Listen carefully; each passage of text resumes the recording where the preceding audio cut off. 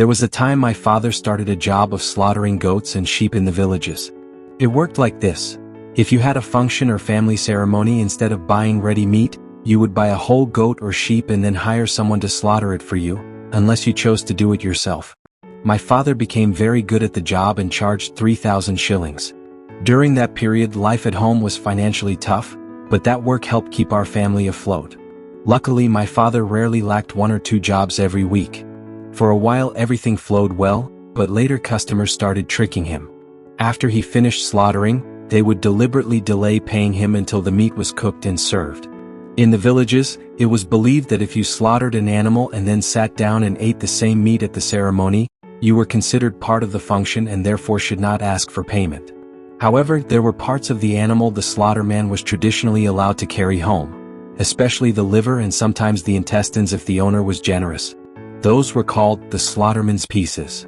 My father eventually had to come up with a strategy to stop being tricked.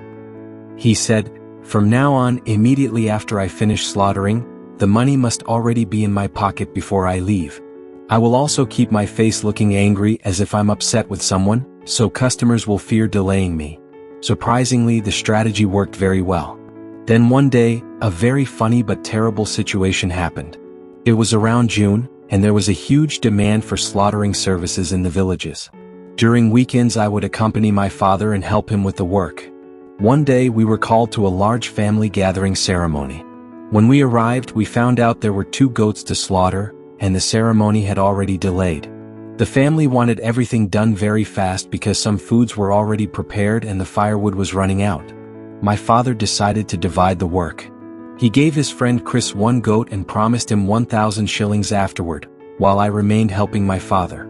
The slaughtering went quickly.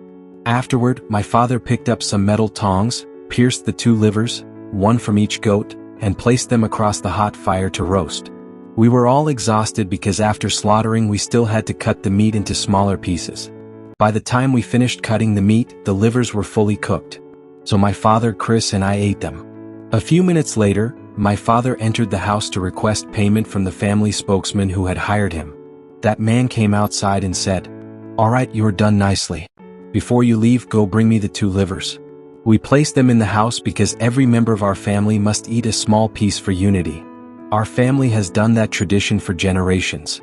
My father almost collapsed from shock. He tried explaining, but the liver is part of what the slaughterman carries home.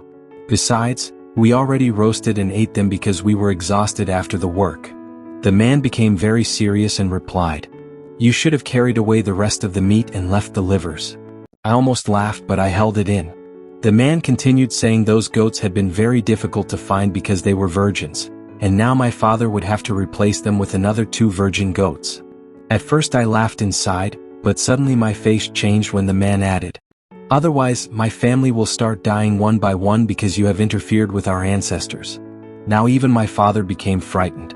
The man later claimed he did not know how he would explain the missing livers to relatives who had traveled from far away for the ceremony. In the end, we left that home without any payment and in complete sadness. As we were walking home, Chris asked my father for his agreed 1,000 shillings. My father suddenly got very angry, slapped Chris hard across the face and shouted, "Chris, you should read the room." Chris's cheeks stayed swollen for almost a week. Then, after another week, my mother became seriously sick. Both my father and I became terrified because we remembered the words that man had spoken, that our family would die one by one. My father finally sold our best milking cow and searched everywhere for 2 virgin goats to repay the family. After he repaid them, he slowly started moving away from that slaughtering business because the whole experience, it was that bad.